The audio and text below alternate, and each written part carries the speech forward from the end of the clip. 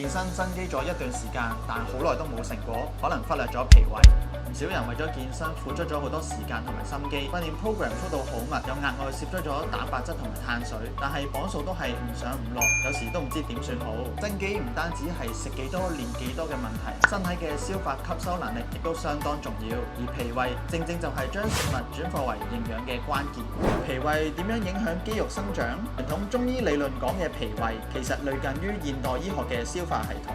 簡單嚟講，就係負責將食物轉化為氣血津液，通養我哋嘅四肢肌肉。氣血充足嘅話，肌肉先會飽滿有力。當脾胃功能失調嘅時候，可能會出現以下呢啲現象：增肌增磅緩慢，頭暈容易攰，手腳沉重唔夠力。訓練之後恢復得好慢，表現冇以前咁好，胃脹、食慾不振、便秘、肚屙等等。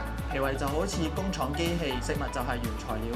如果機器效率差嘅話，就算原材料再多再好嘅話，都生產唔到優質嘅產品。如果你嘅增肌效果唔夠理想，可以試下配合中藥去調理身體，喺體質同埋訓練之間揾到一個平衡。